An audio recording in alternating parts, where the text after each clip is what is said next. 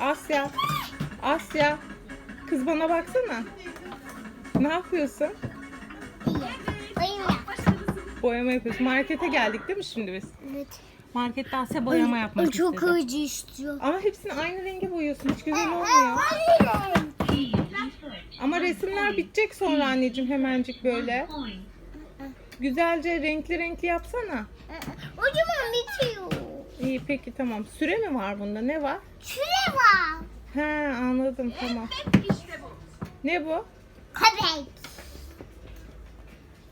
Ne renk yaptın köpeği? Yeşil. Yeşil. Birazcık değişik yeşil. Bitti. Koyu yeşil biraz. Koyu yeşil. Bu ne? Bu ne peki? Kelebek. Kelebek değil mi?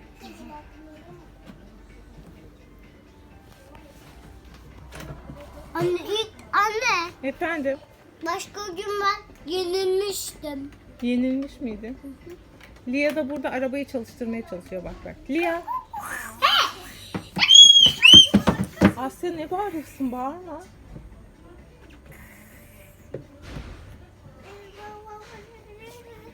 O wow wow wow değil anneciğim tavşan. Çok güzel. Devam et. Devam et hadi.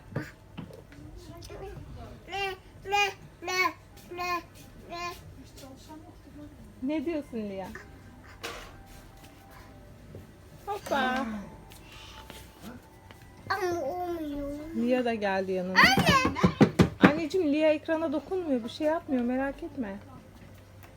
Bu ne peki? Tren mi? Welcome to play. Kırmızı boyadım. Welcome, Tamam, boya. little friend. Welcome, little friend. Asya bana bak bakayım. Please Bakmayacağım. insert Bana one bak. coin. Bakamam. Please insert Niye one bakamıyorsun? coin. Çünkü bunu Welcome to yapıyor. play. Welcome to play. Ama olmuyor. Tam ortasına takın he.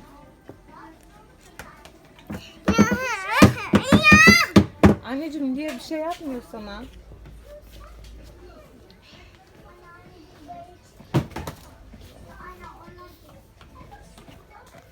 Topumuz da buraya kaçmış bak. Ben aldım. Nereye? Arkaya kaçmış. Aslında ne kadar sürecek bu boyama ya? Evet. Ben de bilmiyorum. Anneciğim itme kardeşini. Dokunsun ne var bunda ya? Bravo sana. Bir daha mı dedi? İnşallah yenilmem. Asya. Asya bana bay bay yap. Bay bay.